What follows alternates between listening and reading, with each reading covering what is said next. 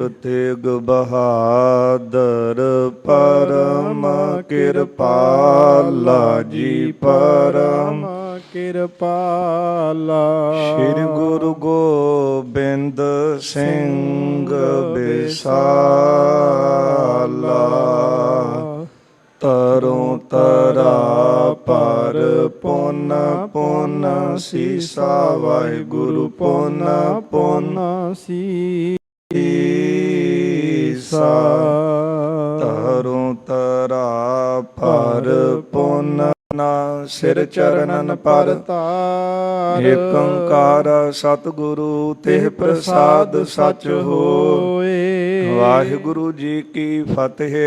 ਬਿਘਨ ਬਿਨਾਸਨ ਸੋਏ। ਏਕ ਓੰਕਾਰ ਸਤਿਗੁਰੂ ਤਿਹ ਪ੍ਰਸਾਦ ਸਚ ਹੋਏ। ਵਾਹਿਗੁਰੂ ਜੀ ਕੀ ਫਤਿਹ। ਬਿਘਨ ਬਿਨਾਸਨ ਸੋਏ। ਸਤਨਾਮ ਸ੍ਰੀ ਵਾਹਿਗੁਰੂ ਸਾਹਿਬ ਜੀ। ਦੋਹਰਾ ਰਹਿਓ ਪੀਰ ਤਿਸ ਥਾਨਹਿ ਗੁਰੂ ਕੀਨ ਪ੍ਰਸਥਾਨ। ਹੈ ਅਬ ਲਗ ਸੋ ਜਗਤ ਮਹਿ ਜਲ ਪ੍ਰਵਾਹਿ ਤਿਸ ਥਾਨ। ਰਹਿਓ ਪੀਰ ਤਿਸ ਥਾਨਹਿ। ਵਾਹਿਗੁਰੂ ਜੀ ਕਾ ਖਾਲਸਾ ਵਾਹਿਗੁਰੂ ਜੀ ਕੀ ਫਤਿਹ। ਸਾਹਿਬ ਕਮਾਲ ਪੀਰਾਨ ਪੀਰ ਮੀਰਾਨ ਮੀਰ ਵਾਲੀ ਏਕੁਲ ਆਲਮ ਸਰਵਰੇ ਕਾਇਨਾਤ। ਦਸਾਂ ਹੀ ਪਾਤਸ਼ਾਹੀਓਂ ਕੀ ਆਤਮਕ ਜੋਤ। ਧੰਨ ਧੰਨ ਸ੍ਰੀ ਗੁਰੂ ਗ੍ਰੰਥ ਸਾਹਿਬ ਮਹਾਰਾਜ ਸੱਚੇ ਪਾਤਸ਼ਾਹ ਜੀ ਦੀ ਪਾਵਨ ਪਵਿੱਤਰ ਹਜ਼ੂਰੀ ਅੰਦਰ ਗੁਰਦੁਆਰਾ ਮੰਜੀ ਸਾਹਿਬ ਦੀਵਾਨ ਹਾਲ ਸੱਚਖੰਡ ਸ੍ਰੀ ਹਰਿਮੰਦਰ ਸਾਹਿਬ ਸ੍ਰੀ ਅੰਮ੍ਰਿਤਸਰ ਸਾਹਿਬ ਜੀ ਵਿਖੇ ਦਿਨ ਦੇ ਚੌਥੇ ਪਹਿਰ ਦੇ ਸੁੰਦਰ ਦੀਵਾਨ ਸਜੇ ਹਨ। ਸਜੇ ਹੋਏ ਦੀਵਾਨਾਂ ਅੰਦਰ ਅਤੀ ਸਨਮਾਨਯੋਗ ਰਾਗੀ ਸਿੰਘਾਂ ਪਾਸੋਂ ਆਪ ਸੰਗਤਾਂ ਨੇ ਕਲਯੁਗ ਮਹਿ ਕੀਰਤਨ ਪ੍ਰਧਾਨਾ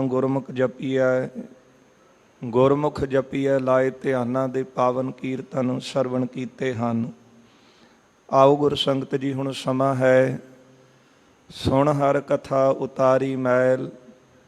ਸਤਿਗੁਰਾਂ ਦੇ ਪਾਵਨ ਜੀਵਨ ਕੌਤਕਾਂ ਦੀ ਕਥਾ ਸਰਵਣ ਕਰਦੇ ਆ ਰਹੇ ਹਾਂ।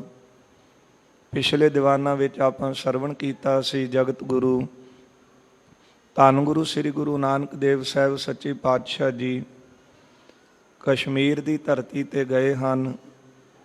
ਉੱਥੇ ਮਹਾਰਾਜ ਜੀ ਨੇ ਜਿਹੜਾ ਬ੍ਰਹਮਦਾਸ ਪੰਡਤ ਸੀ ਉਸ ਦੇ ਮਾਨ ਨੂੰ ਦੂਰ ਕੀਤਾ ਹੈ। ਉਪਦੇਸ਼ ਦੇ ਕੇ ਉਹਨੂੰ ਚਰਨ ਪੌਲ ਦਿੱਤੀ ਹੈ। ਧਰਮਸ਼ਾਲਾ ਕਾਇਮ ਕੀਤੀ ਅਤੇ ਅੱਗੇ ਪ੍ਰਚਾਰ ਕਰਨ ਵਾਸਤੇ ਉਸ ਨੂੰ ਧਰਮਸ਼ਾਲਾ ਦੇ ਵਿੱਚ ਬਿਠਾਇਆ ਹੈ। ਅਨੇਕਾਂ ਹੀ ਲੋਕ ਜਿਨ੍ਹਾਂ ਨੇ ਚਰਨ ਪੌਲ ਲੈ ਕੇ ਉਪਦੇਸ਼ ਨੂੰ ਧਾਰਨ ਕਰਕੇ ਸਤਿਗੁਰਾਂ ਦੇ ਦਿੱਤੇ ਉਪਦੇਸ਼ ਦੀ ਕਮਾਈ ਕੀਤੀ ਹੈ ਅਤੇ ਉਹਨਾਂ ਦਾ ਉਧਾਰ ਹੋਇਆ ਹੈ। ਮਹਾਰਾਜ ਜੀ ਕਸ਼ਮੀਰ ਤੋਂ ਚੱਲਦੇ ਨੇ ਅਤੇ ਹਸਨ ਅਬਦਾਲ ਜਿੱਥੇ ਵਲੀ ਕੰਧਾਰੀ ਰਹਿੰਦਾ ਹੈ ਇਸ ਦੇ ਮਾਨ ਨੂੰ ਦੂਰ ਕਰਨ ਵਾਸਤੇ ਇੱਥੇ ਪਹੁੰਚਦੇ ਨੇ। ਭਾਈ ਵੀਰ ਸਿੰਘ ਜੀ ਦੀ ਲਿਖਤ ਅਨੁਸਾਰ ਕਿ ਪੁਰਾਣੇ ਸਮੇਂ ਦੇ ਵਿੱਚ ਜਦ ਕਸ਼ਮੀਰ ਤੋਂ ਪੰਜਾਬ ਨੂੰ ਆਉਣਾ ਹੁੰਦਾ ਸੀ ਅਤੇ ਲੋਕ ਕਸ਼ਮੀਰ ਤੋਂ ਮੁਜ਼ੱਫਰਾਬਾਦ ਦੇ ਰਸਤੇ ਨਵੇਂ ਸ਼ਹਿਰ ਦੇ ਰਾਹ ਜੋ ਅੱਜ ਕੱਲ੍ਹ ਦੇ ਐਬਟਾਬਾਦ ਦੇ ਲਾਗੇ ਹੈ ਇਸ ਰਸਤਿਓਂ ਪੰਜੇ ਸਾਹਿਬ ਪਹੁੰਚਦੇ ਸਨ। ਸੋ ਹੁਣ ਦੇਸ਼ ਵੱਖ ਹੋਣ ਕਰਕੇ ਅਤੇ ਹੋਰ ਰਸਤੇ ਹਨ। ਧੰਨ ਗੁਰੂ ਨਾਨਕ ਦੇਵ ਸਾਹਿਬ ਸੱਚੇ ਪਾਤਸ਼ਾਹ ਮਹਾਰਾਜ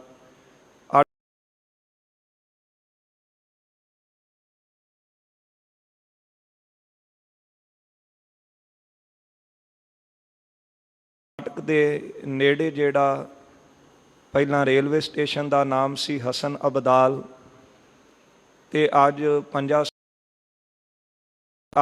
ਪੰਜਾ ਸਾਹਿਬ ਹੈ। ਇਸ ਜਗ੍ਹਾ ਮਹਾਰਾਜ ਪਹੁੰਚਦੇ ਹਨ। ਪਹਾੜੀ ਦੇ ਥੱਲੇ ਸਤਿਗੁਰੂ ਬਿਰਾਜਦੇ ਨੇ। ਦੋਹਾਂ ਸਿਰਿਆਂ ਕਾਪ ਸੁਆਮੀ ਸਤਿਗੁਰੂ ਭਾਈ ਮਰਦਾਨਾ ਜੀ ਮਹਾਰਾਜ ਜੀਆਂ ਨੂੰ ਬੇਨਤੀ ਕਰਦੇ ਨੇ, ਸਤਿਗੁਰੂ ਬਹੁਤ ਪਿਆਸ ਲੱਗੀ ਹੈ, ਆਪ ਕਿਰਪਾ ਕਰੋ, ਮਹਾਰਾਜ ਅੰਤਰਜਾਮੀ ਹੋ ਐਸੀ ਰਹਿਮਤ ਵਰਤਾਓ ਕਿ ਕਿਤੇ ਨੇੜੇ ਪਾਣੀ ਹੋਵੇ ਤੇ ਉਹ ਟਿਕਾਣਾ ਮੈਨੂੰ ਦੱਸੋ। ਸਤਿਗੁਰੂ ਜੀ ਕਹਿੰਦੇ ਨੇ, ਮਰਦਾਨਿਆਂ ਪਹਾੜੀ ਤੇ ਚਲਾ ਜਾ, ਇੱਕ ਵਲੀ ਕੰਧਾਰੀ ਨਾਮ ਦਾ ਫਕੀਰ ਹੈ ਉੱਪਰ, ਉਹ ਤਪ ਪਿਆ ਕਰਦਾ ਹੈ, ਉਹਦੇ ਕੋਲ ਜਾ ਕੇ ਪਾਣੀ ਮੰਗ ਕੇ ਪੀ ਲਵੀਂ। ਭਾਈ ਮਰਦਾਨਾ ਜੀ ਪਹਾੜੀ ਤੇ ਚੜ੍ਹ ਕੇ ਵਲੀ ਕੰਧਾਰੀ ਦੇ ਕੋਲ ਜਾਂਦੇ, ਪਾਣੀ ਦੀ ਜਾਚਨਾ ਕਰਦੇ ਨੇ। ਉਹ ਪੁੱਛਦਾ ਹੈ, ਕੌਣ ਹੋ, ਕਿੱਥੋਂ ਆਏ ਹੋ? ਤੇ ਭਾਈ ਮਰਦਾਨਾ ਜੀ ਕਹਿੰਦੇ ਨੇ, ਪੰਜਾਬ ਦੇ ਨਿਵਾਸੀ ਹਾਂ, ਦੂਰੋਂ ਚੱਲ ਕੇ ਆਏ ਹਾਂ। ਧੰਨ ਗੁਰੂ ਨਾਨਕ ਦੇਵ ਸਾਹਿਬ ਸੱਚੇ ਪਾਤਸ਼ਾਹ, ਜਿਨ੍ਹਾਂ ਨੂੰ ਸਾਰਾ ਜਗਤ ਜਾਣਦਾ ਹੈ, ਹਿੰਦੂ ਗੁਰੂ ਕਹਿ ਕੇ ਨਮਸਕਾਰਾਂ ਕਰਦੇ ਨੇ, ਮੁਸਲਮਾਨ ਪੀਰ ਕਹਿ ਕੇ ਸਿਜਦਾ ਕਰਦੇ। ਉਹਨਾਂ ਸਤਿਗੁਰਾਂ ਦਾ ਮੈਂ ਰਬਾਬੀ ਹਾਂ, ਰਬਾਬ ਦੇ ਨਾਲ ਕੀਰਤਨ ਗਾਉਂਦਾ ਹਾਂ। ਮੇਰੇ ਮਾਲਕ ਨੇ ਮੈਨੂੰ ਉੱਥੇ ਭੇਜਿਆ ਹੈ। ਸਤਿਗੁਰਾਂ ਦਾ ਜਸ ਜਦ ਵਲੀ ਕੰਧਾਰੀ ਨੇ ਕੰਨੀ ਸੁਣਿਆ, ਸੁਣ ਕੇ ਸਹਾਰ ਨਾ ਸਕਿਆ। ਕਹਿਣ ਲੱਗੇ, ਜੇ ਇੰਨੇ ਅਜਮਤੀ ਨੇ ਤੇਰੇ ਨਾਨਕ ਜੀ, ਤੇ ਫਿਰ ਉਹਨਾਂ ਨੂੰ ਕਹਿਣਾ ਸੀ ਕਿ ਉੱਥੇ ਹੀ ਪਾਣੀ ਦੇ ਦਿੰਦੇ। ਇਹ ਸੁਣ ਕੇ ਭਾਈ ਮਰਦਾਨਾ ਵਾਪਸ ਆ ਗਏ। ਆ ਕੇ ਸਾਰਾ ਕੁਝ ਧੰਨ ਗੁਰੂ ਨਾਨਕ ਸਾਹਿਬ ਮਹਾਰਾਜ ਨੂੰ ਸੁਣਾਇਆ। ਸਤਿਗੁਰੂ ਜੀ ਕਹਿੰਦੇ ਮਰਦਾਨੇ ਨੂੰ, ਭਾਈ ਮਰਦਾਨੇ ਦੇ ਤਾਈਂ ਫਿਰ ਸਤਿਗੁਰੂ ਕਹਿਣ ਲੱਗੇ ਨੇ, ਜਾ ਕੇ ਵਲੀ ਕੰਧਾਰੀ ਨੂੰ ਕਹਿ ਕੇ ਤੂੰ ਵੀ ਤੁਰਕ, ਮੈਂ ਵੀ ਤੁਰਕ, ਤੇ ਅਸੀਂ ਦੋਵੇਂ ਭਾਈ ਹਾਂ, ਤੇ ਫਿਰ ਮੈਨੂੰ ਪਾਣੀ ਦੇਣ ਤੋਂ ਇਨਕਾਰ ਕਿਉਂ ਕਰਦਾ ਹੈ? ਭਾਈ ਮਰਦਾਨਾ ਫੇਰ ਗਏ। ਫਿਰ ਗੁੱਸੇ ਵਿੱਚ ਆ ਕੇ ਵਲੀ ਕੰਧਾਰੀ ਨੇ ਭੇਜ ਦਿੱਤਾ ਹੈ। ਭਾਈ ਮਰਦਾਨਾ ਜੀ ਕਹਿਣ ਲੱਗੇ, ਬਾਬਾ ਜੀ ਹੁਣ ਮੈਂ ਨਹੀਂ ਜਾਣਾ।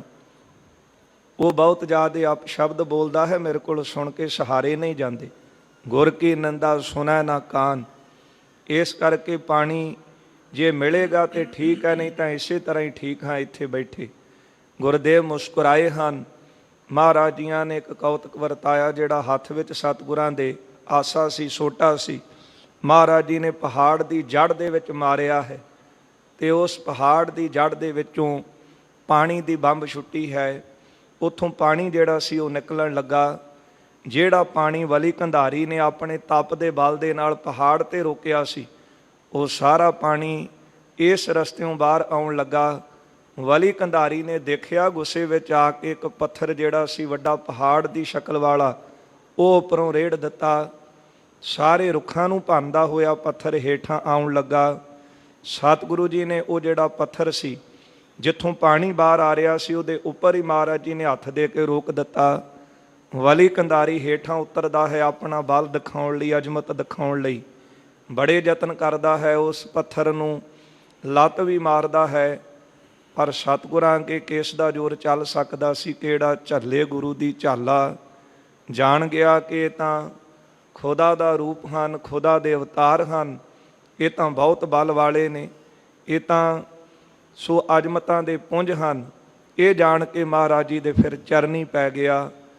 ਮੁਆਫੀ ਮੰਗਣ ਲੱਗਾ, ਕਹਿਣ ਲੱਗਾ, ਮਹਾਂਪੁਰਖੋ, ਹੇ ਪ੍ਰਭ ਖਤਾ ਬਖਸ਼ੀਐ ਮੋਹੀ, ਨਹੀਂ ਮਹਾਤਮ ਜਾਣਿਓ ਤੋਹੀ। ਮੈਂ ਅਣਜਾਣ ਪੁਣੇ ਵਿੱਚ ਭੁੱਲਾਂ ਕੀਤੀਆਂ, ਤੁਹਾਡੇ ਮਹਾਤਮ ਨੂੰ ਨਹੀਂ ਜਾਣ ਸਕਿਆ।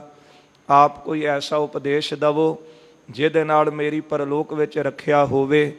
ਸਤਿਗੁਰੂ ਜੀ ਨੇ ਫਿਰ ਮਿਹਰ ਦੇ ਘਰ ਵਿੱਚ ਆ ਕੇ ਇਹ ਉਪਦੇਸ਼ ਦਿੱਤਾ ਹੈ।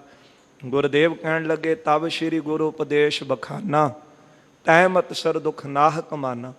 ਗੁਰਦੇਵ ਕਹਿੰਦੇ, ਈਰਖਾ ਦੇ ਵਿੱਚ ਆ ਕੇ ਫਜ਼ੂਲ 'ਚ ਕਿਉਂ ਦੁਖੀ ਹੋ ਰਿਹਾ ਹੈ?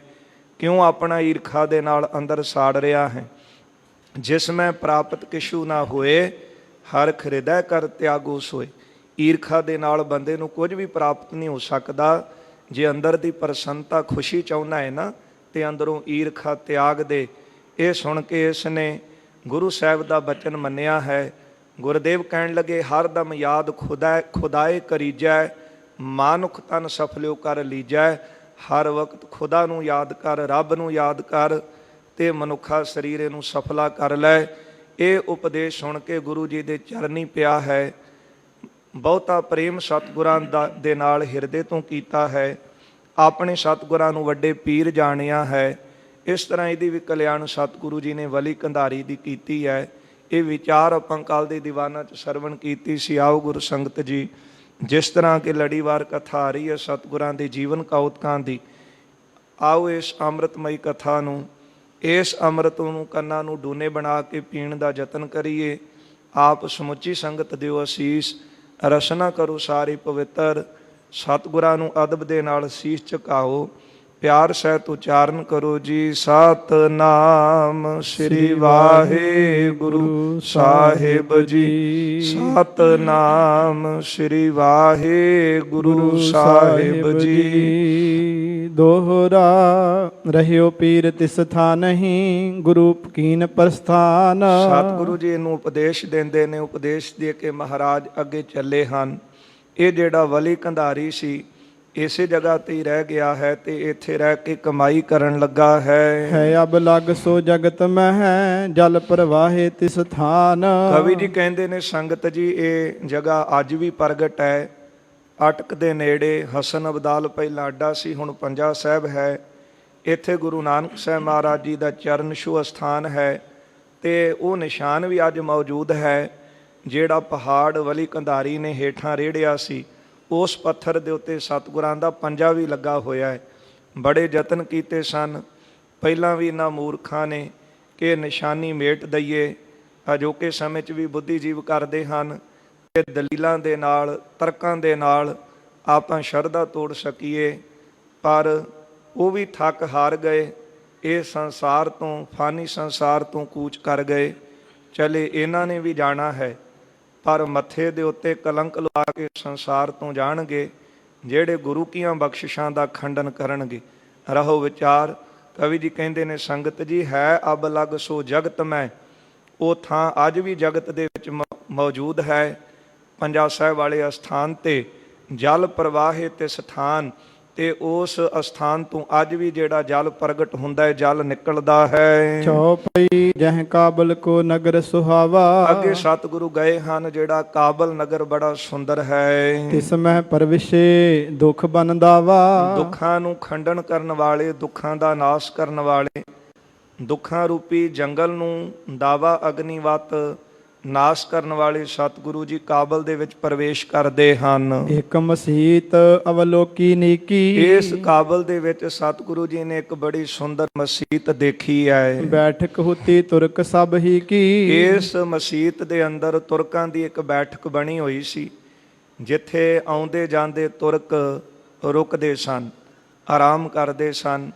ਇਹ ਬੜੀ ਸੁੰਦਰ ਬੈਠਕ ਸੀ ਬੈਠਣ ਵਾਲੀ। ਤਿਸ ਕੇ ਮਦ ਜਾਏ ਕੇ ਡੇਰਾ। ਤੇ ਇਸ ਬੈਠਕ ਦੇ ਅੰਦਰ ਜਗਤ ਗੁਰੂ ਧੰਨ ਗੁਰੂ ਸ੍ਰੀ ਗੁਰੂ ਨਾਨਕ ਦੇਵ ਸਾਹਿਬ ਸੱਚੇ ਪਾਤਸ਼ਾਹ ਜੀ ਨੇ ਆਪਣਾ ਸਤਿਗੁਰਾਂ ਨੇ ਡੇਰਾ ਕੀਤਾ ਹੈ। ਆਨ ਮੁਲਾਨੇ ਗੁਰ ਕੋ ਹੇਰਾ। ਹੁਣ ਜਿਹੜਾ ਮਸੀਤ ਦਾ ਮੁਲਾਨਾ ਸੀ ਉਹਨੇ ਆ ਕੇ ਸਤਿਗੁਰਾਂ ਨੂੰ ਦੇਖਿਆ ਹੈ ਕਿ ਇਹ ਤਾਂ ਇਹਨਾਂ ਦਾ ਸਰੂਪ ਕੋਈ ਹੋਰ ਦਿਸਦਾ ਹੈ, ਕਿਉਂਕਿ ਮਸੀਤ ਦੇ ਅੰਦਰ ਤਾਂ ਕੇਵਲ ਸਾਡਾ ਭਾਈਚਾਰਾ ਤੁਰਕ ਹੀ ਆ ਸਕਦੇ ਹਨ।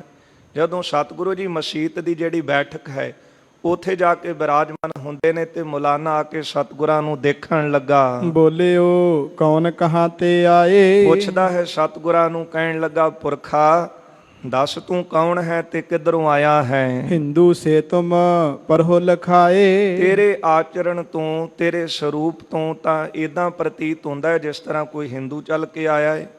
ਇਸ ਤਰ੍ਹਾਂ ਦਿਸਦਾ ਹੈ ਕਿਉਂਕਿ ਇਹੋ ਹੀ ਵਰਨ ਉਦੋਂ ਜਿਹੜੇ ਸਨ ਦੋ ਪ੍ਰਚਲਿਤ ਸਨ ਤੇ ਆਪਸ ਵਿੱਚ ਇਹ ਜਿਹੜਾ ਵੈਰ ਬਹੁਤ ਵਧਿਆ ਹੋਇਆ ਸੀ। ਭਾਈ ਗੁਰਦਾਸ ਜੀ ਦੀ ਵਾਰਾਂ ਜਦ ਪੜ੍ਹਦੇ ਹਾਂ ਉੱਥੇ ਉਹ ਜ਼ਿਕਰ ਕਰਦੇ ਨੇ, ਚਾਰ ਵਰਨ ਚਾਰ ਮਜ਼ਹਬਾਂ ਜਗ ਵਿੱਚ ਹਿੰਦੂ ਮੁਸਲਮਾਣੇ, ਖੁਦੀ ਬਖੀਲੀ ਤਕੱਬਰੀ ਖਿੰਚੋ ਤਾਨ ਕਰੇਨ ਧਿੰਗਾਣੇ। ਇੱਕ ਦੂਜੇ ਦੇ ਨਾਲ ਖਿੰਚੋ ਤਾਨ ਈਰਖਾ ਕਰਦੇ ਸਨ। ਉਹ ਦੂਜੇ ਨੂੰ ਨਹੀਂ ਸੀ ਦੇਖ ਕੇ ਬਰਦਾਸ਼ਤ ਕਰਦਾ ਤੇ ਉਹ ਹਿੰਦੂ ਵੱਲ ਦੇਖ ਕੇ ਉਹਨੂੰ ਬੁਰਾ ਭਲਾ ਕਹਿੰਦਾ ਸੀ ਤੇ ਹਿੰਦੂ ਮੁਸਲਮਾਨ ਨੂੰ ਦੇਖ ਕੇ ਬੁਰਾ ਭਲਾ ਕਹਿੰਦਾ ਸੀ। ਧੰਨ ਗੁਰੂ ਨਾਨਕ ਦੇਵ ਸਾਹਿਬ ਸੱਚੇ ਪਾਤਸ਼ਾਹ ਜੀ ਨੇ ਪਿਆਰ ਦਾ ਬੀਜ ਬੀਜਿਆ ਹੈ। ਮਹਾਰਾਜ ਜੀਆਂ ਨੇ ਉਪਦੇਸ਼ ਦਿੱਤਾ ਹੈ ਕਿ ਸੰਸਾਰ ਦੇ ਵਿੱਚ ਮਨੁੱਖ ਭਗਤੀ ਕਰਨ ਵਾਸਤੇ, ਬੰਦਗੀ ਕਰਨ ਵਾਸਤੇ ਆਇਆ ਹੈ, ਨਾ ਕਿ ਇੱਕ ਦੂਜੇ ਨਾਲ ਈਰਖਾ ਕਰਕੇ ਇੱਕ ਦੂਜੇ ਨੂੰ ਨੀਵਾਂ ਦਿਖਾਉਣ ਵਾਸਤੇ। ਇਹ ਮਹਾਰਾਜ ਜੀ ਗਿਆਨ ਦੇਣ ਵਾਸਤੇ ਜਦ ਮਸੀਤ ਦੇ ਅੰਦਰ ਬੈਠਦੇ, ਮੌਲਾਨਾ ਆ ਕੇ ਪੁੱਛਦਾ ਹੈ ਕਿ ਤੁਸੀਂ ਕੌਣ ਹੋ ਤੇ ਕਿੱਧਰੋਂ ਆਏ ਹੋ। ਇਹ ਤੁਰਕਨ ਕੋ ਥਾਨ ਮਹਾਨਾ। ਇਹ ਜਿਹੜਾ ਮਸੀਤ ਹੈ ਸਾਡੀ, ਇਹ ਤੁਰਕਾਂ ਦਾ ਥਾਂ ਹੈ। ਜੇ ਕਿਹਾ ਜਾਵੇ ਕਿ ਰੱਬ ਦਾ ਘਰ ਹੈ ਤੇ ਫਿਰ ਰੱਬ ਦੇ ਘਰ ਦੇ ਵਿੱਚ ਕਿਸੇ ਹੋਰ ਨੂੰ ਜਾਣ ਦੀ ਮਨਾਹੀ ਕਿਉਂ। ਮੱਕੇ में तो मुस्लिम को भी कह देते हैं काफर, मगर गुरु घर में काफर को भी काफर नहीं कहते। ਕਹਿਣ ਲੱਗਾ ਕਿ ਤਾਂ ਮੁਸਲਮਾਨਾਂ ਦਾ ਆਪਣਾ ਘਰ ਹੈ, ਤੁਸੀਂ ਕਿੱਧਰ ਆਏ ਹੋ? ਬੈਸੋ ਨਹਿ ਤੁਮ ਕਰਹੁ ਪਿਆਨਾ। ਜੇ ਤੁਸੀਂ ਕਿਸੇ ਹੋਰ ਵਰਨ ਦੇ ਨਾਲ, ਕਿਸੇ ਹੋਰ ਜਾਤੀ ਦੇ ਨਾਲ, ਧਰਮ ਨਾਲ ਸੰਬੰਧ ਰੱਖਦੇ ਹੋ ਤੇ ਫਿਰ ਇੱਥੇ ਤੁਹਾਡਾ ਬੈਠਣਾ ਠੀਕ ਨਹੀਂ ਹੈ।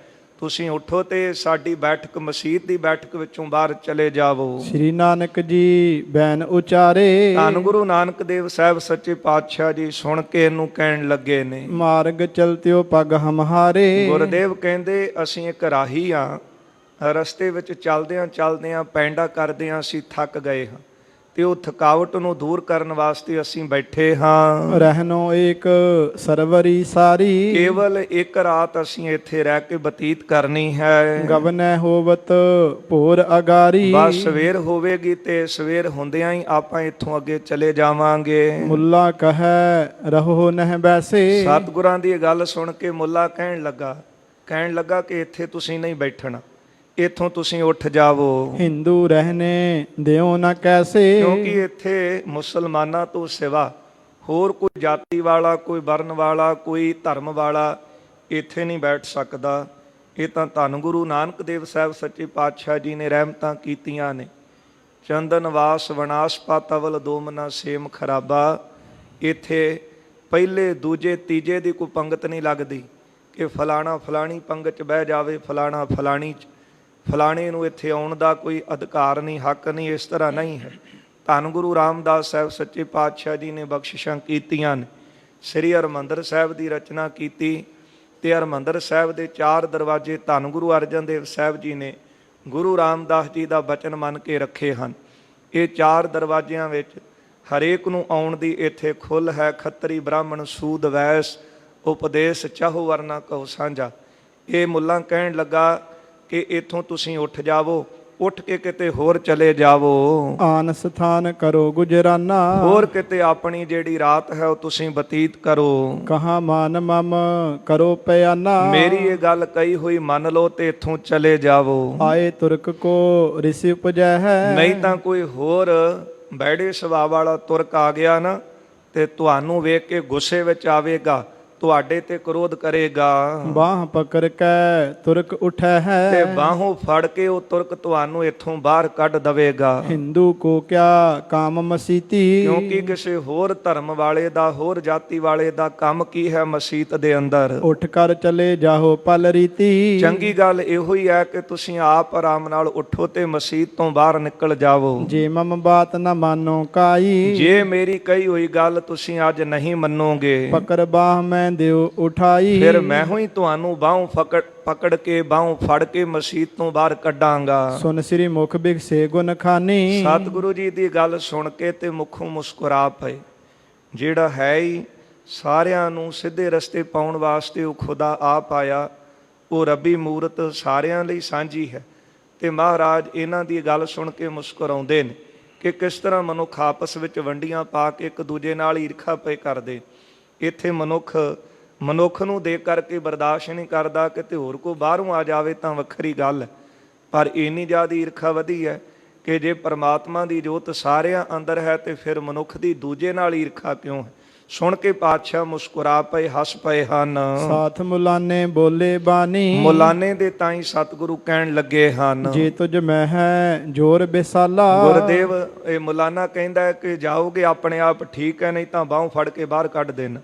ਗੁਰਦੇਵ ਮੁਲਾਨੇ ਨੂੰ ਹੱਸ ਕੇ ਕਹਿੰਦੇ ਨੇ, ਐ ਮੁਲਾਨੇ ਜੇ ਤੇਰੇ ਵਿੱਚ ਜ਼ੋਰ ਹੈ ਇੱਥੋਂ ਬਾਹਰ ਕੱਢਣ ਦਾ, ਥਿਰ ਮਸੀਤ ਰੱਖੋ ਇਸ ਕਾਲਾ। ਤੇ ਫਿਰ ਸਾਨੂੰ ਕੱਢਣਾ ਚਾਹੁੰਦਾ ਹੈ। ਜੇ ਤੇਰੇ ਵਿੱਚ ਸਾਨੂੰ ਕੱਢਣ ਦਾ ਜ਼ੋਰ ਹੈ ਨਾ ਤੇ ਤੂੰ ਆਪਣੀ ਮਸੀਤ ਇੱਥੇ ਰੋਕ ਲੈ।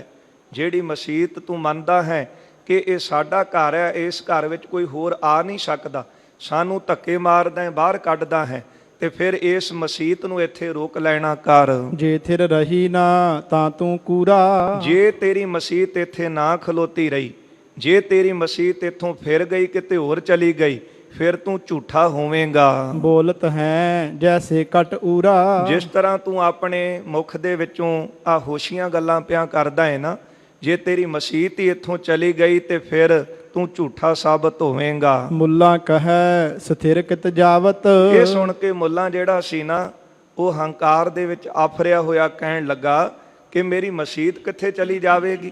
ਇਹ ਤਾਂ ਪੱਥਰ ਦੀ ਬਣੀ ਹੋਈ ਹੈ, ਇਹ ਮਸੀਤ ਕਿਤੇ ਜਾਣ ਵਾਲੀ ਨਹੀਂ ਹੈ। ਇਸ ਪ੍ਰਕਾਰ ਕਹਿ ਮੁਝੈ ਡਰਾਵਤ, ਮੈਨੂੰ ਇਸ ਤਰ੍ਹਾਂ ਦੀਆਂ ਗੱਲਾਂ ਕਹਿ ਕੇ ਤੁਸੀਂ ਕਿਉਂ ਡਰਾ ਰਹੇ ਹੋ? ਉਠਤ ਨਹੀਂ ਤੁਮ ਬਿਨ ਸੱਚ ਦੇਖੇ। ਤੇ ਜੇ ਬਿਨਾਂ ਸੱਚ ਦੇਖਿਆ ਤੁਸੀਂ ਇੱਥੋਂ ਉੱਠਦੇ ਨਹੀਂ, ਮੈਂ ਤੁਹਾਨੂੰ ਕਹਿ ਕੇ ਸਮਝਾ ਰਿਹਾ ਕਿ ਬਾਹੋਂ ਫੜ ਕੇ ਬਾਹਰ ਕੱਢਾਂਗਾ ਫਿਰ ਚੰਗੇ ਰਹੋਗੇ।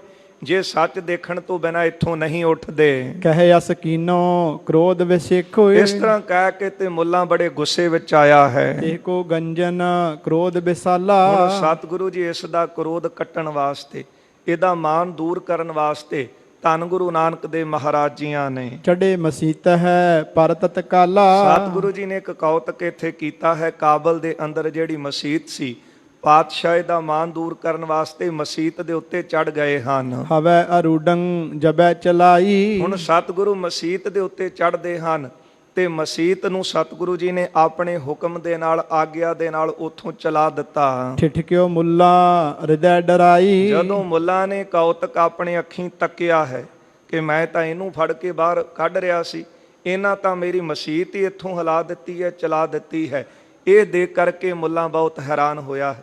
ਪਰ ਜੇ ਕੋਈ ਸੁਣ ਕੇ ਮਨ ਵਿੱਚ ਐਸਾ ਸ਼ੰਕਾ ਕਰੇ, ਸਾਰਾ ਕੁਝ ਤਾਂ ਮਾਲਕ ਦੇ ਹੁਕਮ ਦੇ ਵਿੱਚ ਹੈ।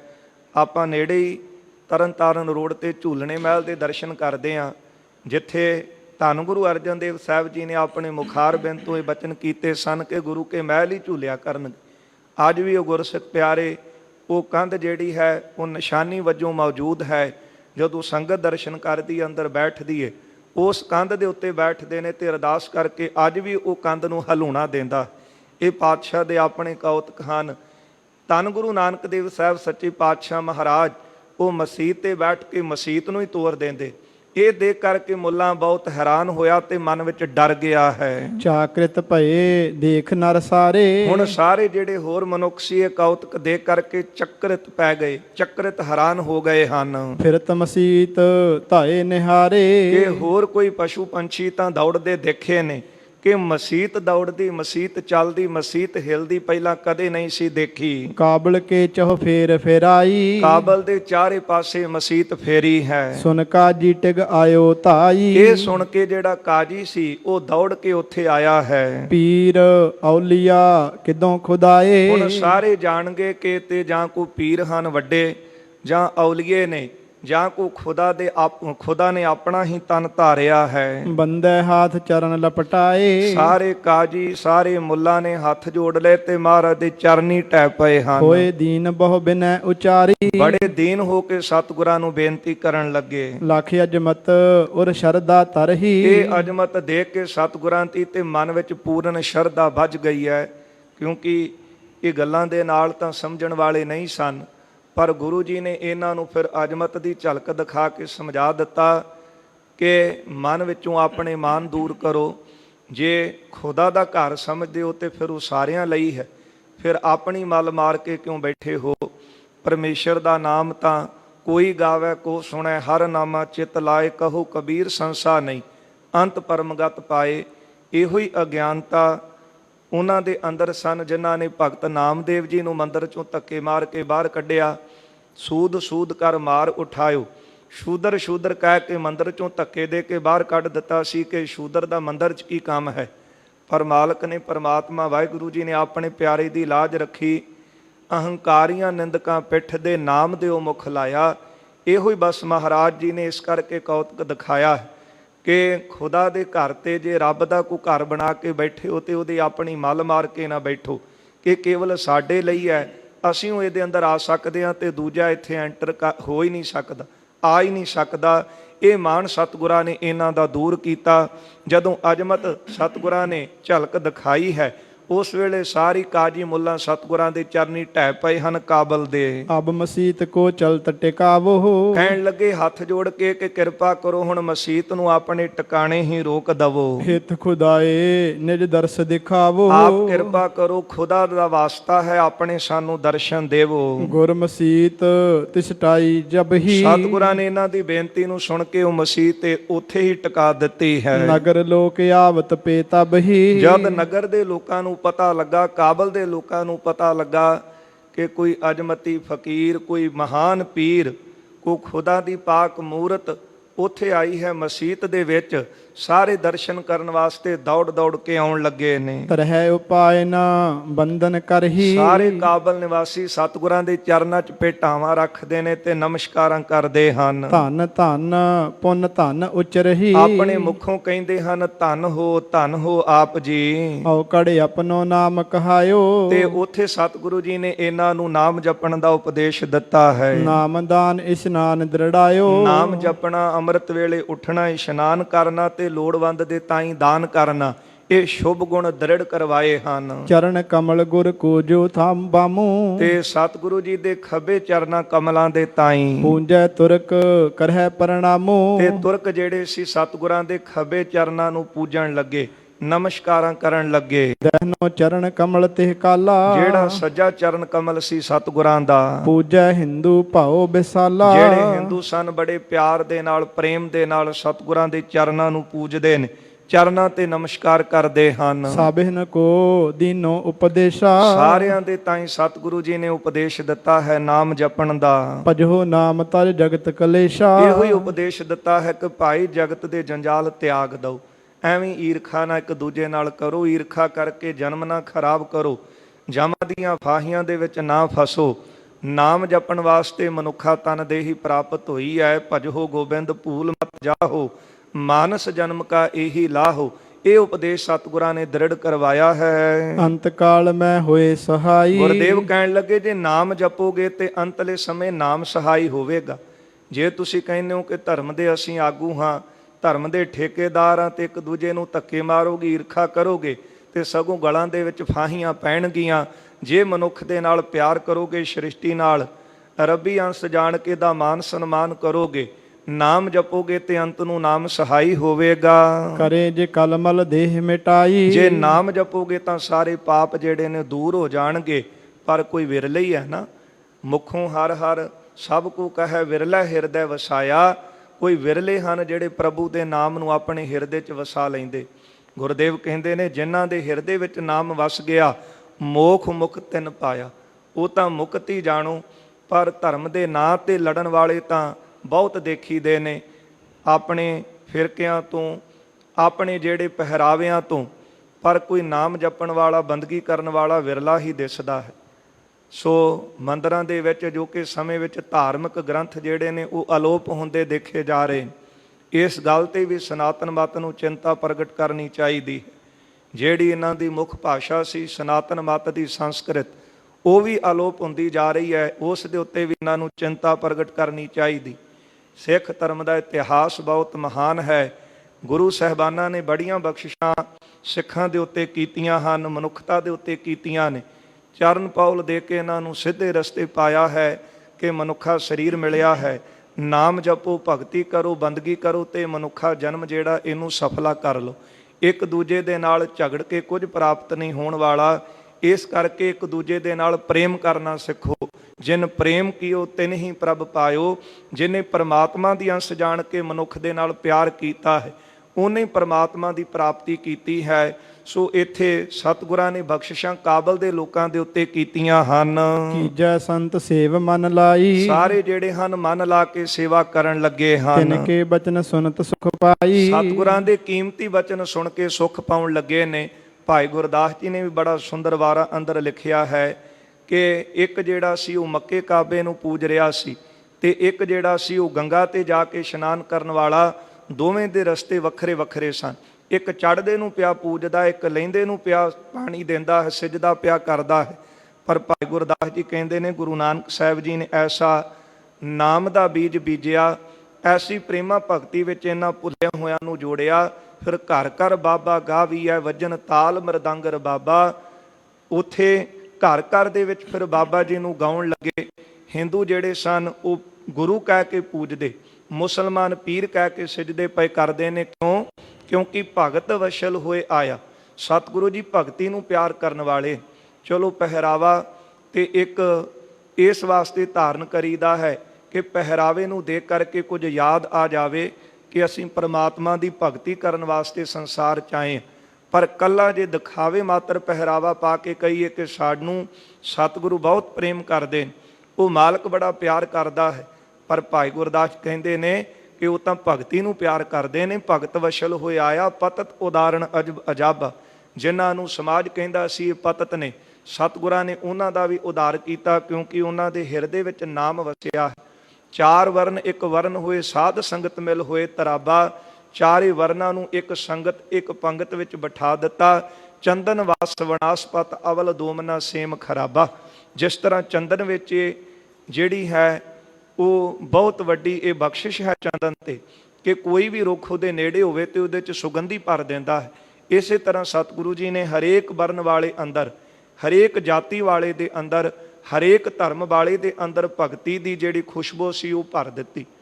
ਅਵਲ ਦੋਮਨਾ ਸੇਮ ਖਰਾਬਾ, ਉੱਥੇ ਕੁਦਰਤ ਕਿਸ ਦੀ ਕਰੇ ਜਵਾਬਾ। ਇਸ ਵਿੱਚ ਹਿੰਮਤ ਸੀ ਕਿ ਗੁਰੂ ਨਾਨਕ ਸਾਹਿਬ ਸੱਚੇ ਪਾਤਸ਼ਾਹ ਦਾ ਕੋਈ ਬਚਨ ਮੋੜ ਜਾਂਦਾ। ਐਸੀਆਂ ਬਖਸ਼ਿਸ਼ਾਂ ਸਤਿਗੁਰਾਂ ਨੇ ਕੀਤੀਆਂ ਹਨ ਸਾਰਿਆਂ ਉੱਤੇ।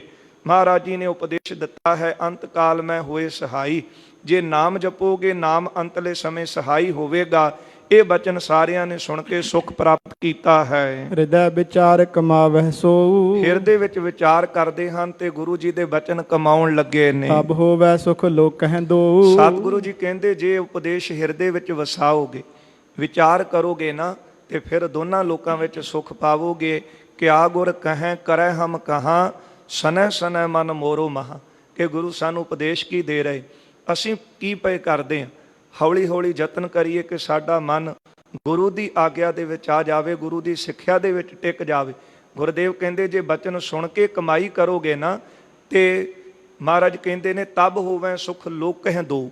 ਦੋਨਾਂ ਲੋਕਾਂ ਵਿੱਚ, ਲੋਕ ਅਤੇ ਪਰਲੋਕ ਵਿੱਚ ਸੁਖ ਪ੍ਰਾਪਤ ਹੋਵੇਗਾ। ਕਿਤਕ ਦਿਵਸ ਰਹਿ ਕੈ ਜਗਤੇਸ਼ਾ, ਜਗਤ ਦੇ ਮਾਲਕ ਸਤਿਗੁਰੂ ਜੀ ਕੁਝ ਦਿਨ ਕਾਬਲ ਰਹੇ ਹਨ। ਨਾਮ ਜਪਨ ਕੋ ਦੇ ਉਪਦੇਸ਼ਾ, ਇਹ ਕਾਬਲ ਦੀ ਸੰਗਤ ਨੂੰ ਸਤਿਗੁਰਾਂ ਨੇ ਨਾਮ ਜਪਣ ਦਾ ਹੀ ਉਪਦੇਸ਼ ਦਿੱਤਾ ਹੈ। ਵਿਦਾ ਹੋਏ ਤਿਨ ਤੇ ਗੁਣ ਖਾਨੀ, ਗੁਣਾਂ ਦੀ ਖਾਨ ਸਤਿਗੁਰੂ ਜੀ ਇੱਥੋਂ ਵਿਦਾ ਹੋਏ ਹਨ। ਆਨ ਥਾਨ ਗਮਨੇ ਗੁਣ ਸੁਖਦਾਨੀ, ਸੁੱਖਾਂ ਦੇ ਦਾਤੇ ਸਤਿਗੁਰੂ ਜੀ ਹੁਣ ਹੋਰ ਥਾਂ ਤੇ ਗਏ ਨੇ।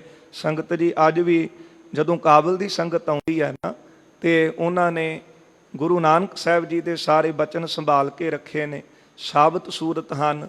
ਗੁਰੂ ਕਲਗੀਧਰ ਸਾਹਿਬ ਮਹਾਰਾਜ ਦੇ ਨਾਲ ਬੜੀ ਨੇੜਤਾ ਸੰਗਤ ਨੇ ਰੱਖੀ। ਅਨੇਕਾਂ ਕੀਮਤੀ ਭੇਟਾਵਾਂ ਛੇਵੇਂ ਪਾਤਸ਼ਾਹ ਮਹਾਰਾਜ ਜੀ ਦੇ ਦਰਬਾਰ 'ਚ, ਦਸਮ ਪਾਤਸ਼ਾਹ ਗੁਰੂ ਕਲਗੀਧਰ ਸਾਹਿਬ ਜੀ ਦੀ ਸ਼ਰਨ ਵਿੱਚ ਲੈ ਕੇ ਉੱਥੋਂ ਸੰਗਤਾਂ ਆਉਂਦੀਆਂ ਰਹੀਆਂ। ਅੱਜ ਵੀ ਬੜੇ ਪਿਆਰ ਦੇ ਨਾਲ, ਪ੍ਰੇਮ ਦੇ ਨਾਲ ਸੰਗਤ ਜਿਹੜੀ ਆ ਗੁਰੂ ਕੀ ਸਿੱਖੀ ਨੂੰ ਸੰਭਾਲ ਰਹੀ ਹੈ। ਉਹ ਕਾਬਲ ਦੀ ਗੁਰੂ ਕਲਗੀਧਰ ਸਾਹਿਬ ਜੀ ਨੇ ਬਚਨ ਕੀਤੇ ਸਨ, ਕਾਬਲ ਕੀ ਸੰਗਤ ਕੀ ਗੁਰੂ ਰੱਖੇਗਾ। ਤੇ ਗੁਰੂ ਸਾਹਿਬ ਆਪ ਉਹਨਾਂ ਤੇ ਬਖਸ਼ਿਸ਼ਾਂ ਕਰਦੇ ਹਨ। ਸੋ ਇੱਥੋਂ ਉਪਦੇਸ਼ ਦੇ ਕੇ ਸਤਿਗੁਰੂ ਅੱਗੇ ਗਏ ਹਨ। ਆਨ ਥਾਨ ਗਮਨੇ ਸੁਖਦਾਨੀ, ਸੁੱਖਾਂ ਦੇ ਦਾਤੇ ਸਤਿਗੁਰੂ ਜੀ। ਕਵ ਸੰਤੋਖ ਸਿੰਘ ਜਾਚੈ ਦਾਨਾ, ਕਵੀ ਸੰਤੋਖ ਸਿੰਘ ਜੀ ਇਹ ਜਿਹੜਾ ਅਧਿਆਏ ਇਹਦੀ ਸਮਾਪਤੀ ਕਰਦਿਆਂ ਹੋਇਆਂ ਇਹੋ ਹੀ ਅਰਦਾਸ ਕਰਦੇ ਨੇ। ਕਹਿਣ ਲੱਗੇ ਕਿ ਮੈਂ ਵੀ ਗੁਰੂ ਨਾਨਕ ਸਾਹਿਬ ਦੇ ਚਰਨਾਂ 'ਚੋਂ ਨਾਮ ਦਾ ਦਾਨ ਮੰਗਦਾ ਹਾਂ। ਜਿੱਥੇ ਅਰਦਾਸ ਵਿੱਚ ਆਪਾਂ ਇਹ ਬਚਨ ਪੜ੍ਹਦੇ ਹਾਂ, ਸਿੱਖੀ ਦਾਨ, ਕੇਸ ਦਾਨ, ਰਹਿਤ ਦਾਨ, ਵਿਵੇਕ ਦਾਨ, ਉੱਥੇ ਪੰਥ ਨੇ ਜਿਹੜੇ ਬਚਨ ਸ਼ਾਮਲ ਕੀਤੇ ਨੇ, ਦਾਨਾ ਸਿਰਦਾਨ, ਨਾਮ ਦਾਨ। ਜਿਹੜਾ ਦਾਨਾਂ ਤੋਂ ਸਭ ਤੋਂ ਉੱਤਮ ਦਾਨ ਹੈ ਉਹ ਨਾਮ ਦਾਨ ਹੈ। ਮੰਗਨ ਮੰਗਨ ਨੀਕਾ ਹਰ ਜਸ ਗੁਰ ਤੇ ਮੰਗਨ। ਜਿੱਥੇ ਵੀ ਗੁਰੂ ਸਾਹਿਬ ਨੇ ਆਪਣੇ ਮੁਬਾਰਕ ਚਰਨ ਪਾਏ, ਭਾਵੇਂ ਕੋਈ ਜਾਤੀ ਵਾਲਾ, ਕੋਈ ਧਰਮ ਨਾਲ ਸੰਬੰਧ ਰੱਖਦਾ ਹੈ, ਉਪਦੇਸ਼ ਹੀ ਸਤਿਗੁਰਾਂ ਨੇ ਦਿੱਤਾ ਸੀ ਕਿ ਪਿਆਰਿਓ ਕਿਉਂ ਭੁੱਲ ਗਏ, ਨਾਮ ਜਪੋ, ਬੰਦਗੀ ਕਰੋ, ਸਿਮਰਨ ਕਰੋ, ਭਗਤੀ ਕਰੋ, ਫਿਰ ਇਹ ਮਨੁੱਖਾ ਦੇਹੀ ਦੀ ਸਫਲਤਾ ਹੋਵੇਗੀ। ਕਵੀ ਜੀ ਕਹਿੰਦੇ ਮੈਂ ਵੀ ਸੰਗਤ ਜੀ ਹੱਥ ਜੋੜ ਕੇ ਗੁਰੂ ਸਾਹਿਬ ਦੇ ਚਰਨਾਂ 'ਚੋਂ ਨਾਮ ਦਾ ਦਾਨ ਮੰਗਦਾ ਹਾਂ। ਸਤਨਾਮ ਦੇਵੋ ਦੁਖ ਹਾਨਾ, ਇਹ ਅਰਦਾਸ ਕਰਦਾ ਹਾਂ ਕਿ ਸਤਿਗੁਰੂ ਕਿਰਪਾ ਕਰੋ, ਮੇਰੀ ਝੋਲੀ ਵੀ ਨਾ ਆਪਣਾ ਨਾਮ ਪਾਓ, ਜਿਹਦੇ ਨਾਲ ਸਾਰੇ ਦੁੱਖ ਨਾਸ ਹੋ ਜਾਂਦੇ ਨੇ। ਕਿਉਂਕਿ ਨਾਮ ਸਾਰੇ ਸੁੱਖਾਂ ਦਾ ਦਾਤਾ ਹੈ। ਇਸ ਕਰਕੇ ਜੇ ਮੰਗਣਾ ਹੈ ਤੇ ਗੁਰੂ ਕੋਲੋਂ ਨਾਮ ਦਾ ਦਾਨ ਮੰਗੋ।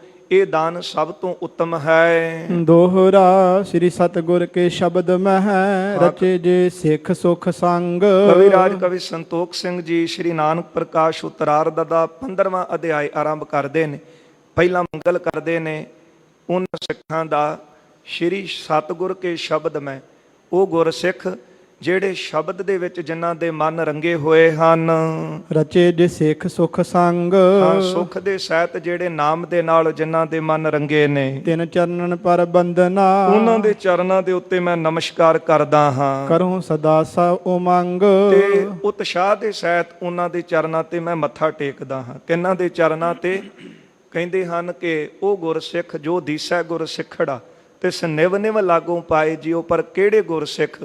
ਕਹਿੰਦੇ ਨੇ ਸ਼੍ਰੀ ਸਤਿਗੁਰ ਕੇ ਸ਼ਬਦ ਮੈਂ, ਜਿਹੜੇ ਗੁਰੂ ਦੇ ਸ਼ਬਦ ਵਿੱਚ ਜਿਨ੍ਹਾਂ ਦੇ ਮਨ ਰੰਗੇ ਗਏ।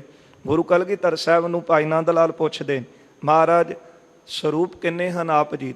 ਗੁਰਦੇਵ ਕਹਿੰਦੇ ਹਨ ਤਿੰਨ। ਇੱਕ ਸਰੂਪ ਨਿਰਗੁਣ ਸਰੂਪ ਹੈ, ਇੱਕ ਗੁਰ ਸ਼ਬਦ ਹੈ, ਇੱਕ ਗੁਰੂ ਜੀ ਕਹਿੰਦੇ ਨੇ ਗੁਰਸਿੱਖ ਮੇਰਾ ਆਪਣਾ ਸਰੂਪ ਹੈ, ਜਿਹਦਾ ਮਨ ਗੁਰਬਾਣੀ ਦੇ ਵਿੱਚ ਦਿਨ ਰਾਤ ਰੰਗਿਆ ਰਹਿੰਦਾ ਹੈ। ਉਹ ਵੀ ਮੇਰੇ ਸਿੱਖ ਮੇਰਾ ਆਪਣਾ ਰੂਪ ਹਨ। ਖਾਲਸਾ ਮੇਰੋ ਰੂਪ ਹੈ ਖਾਸ। ਕਵੀ ਜੀ ਕਹਿੰਦੇ ਨੇ ਉਹਨਾਂ ਦੇ ਚਰਨਾਂ ਦੇ ਉੱਤੇ ਮੈਂ ਉਤਸ਼ਾਹ ਦੇ ਨਾਲ ਨਮਸਕਾਰ ਕਰਦਾ ਹਾਂ। ਪਰ ਆਪਾਂ ਕਿੱਧਰ ਜਾ ਰਹੇ ਹਾਂ? ਗੁਰਸਿੱਖ ਨੂੰ ਦੇਖ ਕਰਕੇ ਤੇ ਇਹਦੇ 7 ਕਰੋੜ ਜਿਹੜੇ 3.5 ਕਰੋੜ 3.5 ਕਰੋੜ 7 ਕਰੋੜ ਰੋਮ ਖਿੜ ਜਾਂਦੇ ਸਨ। ਕਹਿੰਦੇ ਨੇ 4 ਮਿਲੇ 64 ਖਿਲੇ ਮਿਲੇ 20 ਕਰ ਜੋਰ, ਗੁਰਸਿੱਖ ਕੋ ਗੁਰਸਿੱਖ ਮਿਲੇ ਤੋ ਖਿਲੇ ਹੈ 7 ਕਰੋੜ। 4 ਦੋ ਨੇਤਰ ਆਪਣੇ ਦੋ ਦੂਜੇ ਦੇ 4 ਮਿਲ ਗਏ, 4 ਮਿਲੇ 64 ਖਿਲੇ, 32 ਤੇ 32 ਦੰਦ 64 ਖਿੜ ਗਏ। ਦੇਖ ਕੇ ਗੁਰਸਿੱਖ ਨੂੰ ਚਾਹ ਚੜ ਜਾਂਦਾ ਸੀ ਕਿ ਮੈਂ ਗੁਰਸਿੱਖ ਦੇ ਦਰਸ਼ਨ ਕੀਤੇ। ਮਿਲੇ 20 ਕਰ ਜੋਰ, ਜਦ ਕਿਹਾ ਵਾਹਿਗੁਰੂ ਜੀ ਕਾ ਖਾਲਸਾ ਵਾਹਿਗੁਰੂ ਜੀ ਕੀ ਫਤਿਹ। ਤੇ 20 ਉਂਗਲਾਂ ਜਿਹੜੀਆਂ ਸੀ 10 ਆਪਣੀਆਂ 10 ਦੂਜੇ ਦੀਆਂ ਜੁੜ ਗਈਆਂ। ਗੁਰਸਿੱਖ ਕੋ ਗੁਰਸਿੱਖ ਮਿਲੇ ਤੋ ਖਿਲੇ ਹੈ 7 ਕਰੋੜ। ਵਾਹਿਗੁਰੂ ਕਹਿ ਕੇ 3.5 ਕਰੋੜ ਰੋਮ ਆਪਣੇ ਤੇ 3.5 ਕਰੋੜ ਦੂਜੇ, 7 ਕਰੋੜ ਰੋਮ ਖਿੜ ਜਾਂਦੇ ਨੇ। ਐਸੇ ਗੁਰਸਿੱਖਾਂ ਦੇ ਚਰਨਾਂ ਤੇ ਕਵੀ ਜੀ ਕਹਿੰਦੇ ਮੈਂ ਮੱਥਾ ਟੇਕਦਾ ਹਾਂ ਜਿਨ੍ਹਾਂ ਦੇ ਮਨ ਨਾਮ ਦੇ ਨਾਲ ਰੰਗੇ ਹੋਏ ਹਨ। ਸ੍ਰੀ ਬਾਲਾ ਸੰਦੁਰਵਾਚ। ਸ਼੍ਰੋਮਣੀ ਭਾਈ ਬਾਲਾ ਜੀ ਸੰਧੂ ਗੋਤ ਦੇ ਅੱਗੇ ਕਥਾ ਸੁਣਾ ਰਹੇ ਹਨ। ਚੌਪਈ ਸ੍ਰੀ ਅੰਗਦ ਸੁਨੀਏ ਗੁਣ ਪਵਨ। ਹੈ ਗੁਣਾਂ ਦੀ ਖਾਨ, ਗੁਣਾਂ ਦੇ ਘਰ ਸਤਿਗੁਰੂ ਗੁਰੂ ਅੰਗਦ ਦੇਵ ਸਾਹਿਬ ਮਹਾਰਾਜ ਅੱਗੇ ਕਥਾ ਸੁਣੋ। ਆਗੈ ਕੀਨ ਗੁਰੂ ਪੁਨ ਗਵਨੰ। ਧੰਨ ਗੁਰੂ ਨਾਨਕ ਸਾਹਿਬ ਮਹਾਰਾਜ ਕਾਬਲ ਦੇ ਲੋਕਾਂ ਨੂੰ ਉਪਦੇਸ਼ ਦੇ ਕੇ ਸਿੱਧੇ ਮਾਰਗ ਤੇ ਪਾ ਕੇ ਸਤਿਗੁਰੂ ਅੱਗੇ ਗਏ ਹਨ। ਜਾਤ ਪੰਥ ਮੈਂ ਖੇਤ ਨਿਹਾਰਾ। ਜਾਂਦਿਆਂ ਰਸਤੇ ਵਿੱਚ ਇੱਕ ਖੇਤ ਦੇਖਿਆ ਹੈ। ਪਾਕੇ ਚਨੇ ਖਰੇ ਇੱਕ ਸਾਰਾ। ਇਸ ਖੇਤ ਦੇ ਵਿੱਚ ਇਹ ਛੋਲਿਆਂ ਦਾ ਖੇਤ ਸੀ ਤੇ ਚਣੇ ਜਿਹੜੇ ਪੱਕੇ ਹੋਏ ਸਨ। ਪਿਕ ਮਰਦਾਨੇ ਹਿਰਦੈ ਲੁਬਾਇਆ। ਪੱਕੇ ਚਣੇ ਵੇਖ ਕਰਕੇ ਭਾਈ ਮਰਦਾਨੇ ਦਾ ਜਿਹੜਾ ਹਿਰਦਾ ਸੀ, ਮਨ ਸੀ, ਉਹ ਖਾਣਾ ਚਾਹਿਆ। ਸ੍ਰੀ ਨਾਨਕ ਸੰਗ ਬੈਨ ਅਲਾਇਆ। ਤੇ ਭਾਈ ਮਰਦਾਨਾ ਸਤਿਗੁਰਾਂ ਦੇ ਤਾਈਂ ਕਹਿਣ ਲੱਗੇ, ਖੇਤ ਚਨਨ ਕੋ ਬਹੁ ਫਲ ਲਾਗਿਓ। ਸਤਿਗੁਰੂ ਜੀ ਇਹ ਜਿਹੜਾ ਚਣਿਆਂ ਦਾ ਖੇਤ ਹੈ ਇਹਨੂੰ ਬਹੁਤ ਫਲ ਲੱਗਾ ਹੈ। ਹਿਤ ਚਾਬਨ ਮਮ ਮਨ ਅਨੁਰਾਗਿਓ। ਮੇਰਾ ਮਨ ਚਾਹੁੰਦਾ ਹੈ ਕੁਝ ਚਣੇ ਇੱਥੋਂ ਲਈਏ ਤੇ ਚੱਬ ਲਈਏ। ਆਇਸ ਦੇਹੋ ਸੋ ਬੂਟ ਅਖਾਰੋਂ। ਜੇ ਆਪ ਜੀ ਆਗਿਆ ਦਓ ਨਾ ਤੇ ਮੈਂ ਖੇਤ ਦੇ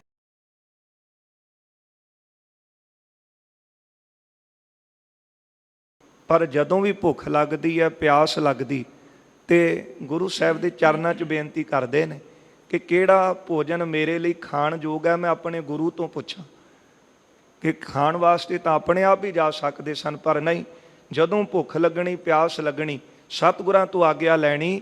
ਕਿਉਂਕਿ ਸਾਡੀ ਜਿਹੜੀ ਬੁੱਧੀ ਹੈ ਬਹੁਤ ਅਲਪੱਗ ਹੈ ਤੇ ਗੁਰੂ ਸਰਬੱਗ ਹੈ, ਗੁਰੂ ਅੰਤਰਜਾਮੀ ਹੈ। ਜਿਹੜੀ ਆਗਿਆ ਮੈਨੂੰ ਗੁਰੂ ਦਵੇਗਾ ਮੈਂ ਉਹ ਕੰਮ ਕਰਾਂਗਾ। ਜੇ ਤੂੰ ਮੋੜ ਦੇਣਗੇ ਨਾ, ਉਹ ਮੈਂ ਕਦੇ ਵਾਸਤੇ ਨਹੀਂ ਕਰਾਂਗਾ। ਜੇ ਕੀਮਤੀ ਪੈਸੇ ਹੱਥ ਲੱਗੇ ਸਾਲਸਰਾਏ ਕੋਲੋਂ, ਪਰ ਜਦੋਂ ਗੁਰੂ ਸਾਹਿਬ ਨੇ ਆਗਿਆ ਦੇ ਦਿੱਤੀ ਕਿ ਵੇਚੀਏ ਤੇ ਮੁੱਲ ਲਈਏ, ਵੇਚੀਏ ਨਾ ਤਾਂ ਮੁੱਲ ਕਾਹਦਾ। ਤੇ ਭਾਈ ਮਰਦਾਨੇ ਨੇ ਅਖੀਰ ਉਹ ਪੈਸੇ ਘਰ ਸੁੱਟ ਆਉਂਦੇ ਸਨ ਉਹਦੇ, ਕਿਉਂਕਿ ਭਾਈ ਮਰਦਾਨਾ ਗੁਰੂ ਸਾਹਿਬ ਦੀ ਆਗਿਆ 'ਚ ਚੱਲਦੇ ਨੇ ਤੇ ਸਿੱਖਿਆ ਸਾਨੂੰ ਦੇ ਰਹੇ। ਅੱਜ ਭੁੱਖ ਲੱਗੀ ਹੈ, ਚਣਿਆਂ ਦਾ ਖੇਤ ਹੈ, ਭਰੇ ਹੋਏ ਹਨ ਪੱਕੇ ਚਣੇ, ਪਰ ਗੁਰੂ ਸਾਹਿਬ ਨੂੰ ਪੁੱਛਦੇ ਨੇ ਮਹਾਰਾਜ ਜੇ ਤੁਸੀਂ ਆਗਿਆ ਦਿਓ ਤੇ ਮੈਂ ਕੁਝ ਬੂਟੇ ਪੁੱਟ ਲਵਾਂ। ਏਠਾਂ ਅਗਨ ਜਗਾਏ ਸਵਾਰੋਂ। ਤੇ ਇਸ ਜਗ੍ਹਾ ਤੇ ਅੱਗ ਬਾਲ ਕੇ ਤੇ ਚਣੇ ਜਿਹੜੇ ਹਨ ਉਹ ਭੁੰਨ ਲੈਨੇ ਹਾਂ। ਸੁਨ ਬਿਗਸੇ ਬੇਦੀ ਕੁਲ ਦੀਪਾ। ਸੁਣ ਕੇ ਬੇਦੀਆਂ ਦੇ ਕੁਲ ਦੇ ਦੀਪਕ ਸਤਿਗੁਰੂ ਧੰਨ ਗੁਰੂ ਨਾਨਕ ਦੇ ਮਹਾਰਾਜ ਮੁਸਕਰਾ ਪਏ, ਸਤਿਗੁਰੂ ਹੱਸ ਪਏ। ਬੈਠ ਗਏ ਤੇ ਖੇਤ ਸਮੀਪਾ। ਹੁਣ ਜਿਹੜੇ ਮਹਾਰਾਜ ਜਿਹੜੀਆਂ ਬਖਸ਼ਿਸ਼ਾਂ ਕਰਨ ਇੱਥੇ ਆਏ ਨੇ ਨਾ, ਉਹ ਸਤਿਗੁਰੂ ਆਪ ਹੀ ਬਿੱਧ ਬਣਾ ਦਿੰਦੇ ਨੇ ਭਾਈ ਮਰਦਾਨਾ ਜੀ ਦੇ ਰਾਹੀਂ।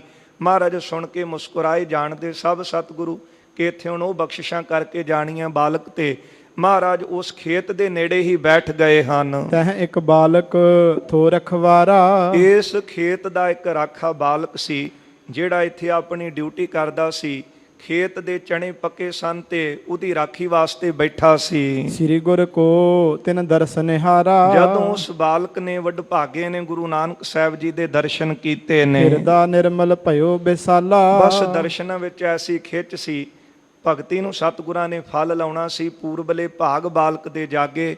ਧੰਨ ਗੁਰੂ ਨਾਨਕ ਦੇਵ ਸਾਹਿਬ ਸੱਚੇ ਪਾਤਸ਼ਾਹ ਦੇ ਦਰਸ਼ਨ ਕਰਦੇ ਆਈ ਨਾ, ਇਹ ਬਾਲਕ ਦਾ ਮਨ ਨਿਰਮਲ ਹੋ ਗਿਆ। ਇਹ ਤਾਂ ਗੁਰੂ ਜਾਣਦੇ ਨੇ, ਕਈ ਵਾਰੀ ਤਾਂ ਸਾਰੀ ਉਮਰ ਲੰਘ ਜਾਂਦੀ ਹੈ ਤੇ ਮਨ ਨੂੰ ਸੋਝੀ ਨਹੀਂ ਆਉਂਦੀ, ਪਰ ਜਦੋਂ ਗੁਰੂ ਦੀ ਬਖਸ਼ਿਸ਼ ਹੋ ਜਾਵੇ ਤੇ ਫਿਰ 5 ਸਾਲਾਂ 'ਚ ਹੀ ਉਹ ਬਖਸ਼ਿਸ਼ ਵਰਤਾ ਦਿੰਦੇ, ਜਿਹੜੀ ਸਾਰੀ ਉਮਰ ਬੰਦੇ ਨੂੰ ਸੋਝੀ ਨਹੀਂ ਆ ਸਕਦੀ। ਤਾਂ ਗੁਰਦੇਵ ਦੇ ਬਚਨ ਬਾਣੀ ਅੰਦਰ ਪੜ੍ਹਦੇ ਹਾਂ ਕਿ ਗੁਰਮੁਖ ਬੁੱਢੇ ਕਦੇ ਨਾ ਹੀ ਜਿਨ ਅੰਤਰ ਸੁਰਤ ਗਿਆਨ। ਤੇ ਜਿਹੜੇ ਗੁਰਮੁਖ ਹਨ ਉਹ ਕਦੇ ਬੁੱਢੇ ਨਹੀਂ ਹੁੰਦੇ, ਤੇ ਜਿਹੜੇ ਗਿਆਨਵਾਨ ਨੇ ਉਹ ਭਾਵੇਂ ਬਾਲਕ ਵੀ ਹੋਵੇ ਤੇ ਉਹਦੇ ਤੇ ਵੀ ਗੁਰੂ ਬਖਸ਼ਿਸ਼ ਕਰ ਦਿੰਦੇ। ਇਸ ਬਾਲਕ ਦੇ ਉੱਤੇ ਸਤਿਗੁਰਾਂ ਨੇ ਰਹਿਮਤ ਕੀਤੀ ਨੇ, ਦਰਸ਼ਨ ਕੀਤੇ ਦਾ ਮਨ ਨਿਰਮਲ ਹੋ ਗਿਆ।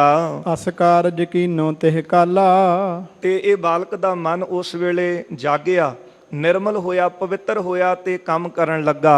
ਆਪਣੇ ਕਰ ਸੋ ਬੂਟ ਉਖਾਰੇ, ਇਸ ਬਾਲਕ ਨੇ ਆਪਣੇ ਹੱਥਾਂ ਦੇ ਨਾਲ ਉਹ ਚਣਿਆਂ ਦੇ ਬੂਟੇ ਜਿਹੜੇ ਸੀ ਪੁੱਟੇ ਹਨ। ਪਾਵਕ ਬਾਰੀ ਖਰੇ ਸਵਾਰੇ, ਜਿੱਥੇ ਸਤਿਗੁਰੂ ਬਿਰਾਜੇ ਨੇ ਨੇੜੇ ਹੀ ਇਹਨੇ ਅੱਗ ਬਾਲ ਲਈ ਤੇ ਚੰਗੀ ਤਰ੍ਹਾਂ ਉਹ ਜਿਹੜੇ ਛੋਲੇ ਸਨ ਉਹ ਭੁੰਨ ਲਏ ਨੇ। ਸ੍ਰੀ ਗੁਰ ਆਗੈ ਧਰਿਆ ਸੁਜਾਈ, ਚਣੇ ਤਿਆਰ ਕਰਕੇ ਭੁੰਨ ਕੇ ਗੁਰੂ ਸਾਹਿਬ ਦੇ ਅੱਗੇ ਰੱਖ ਦਿੱਤੇ।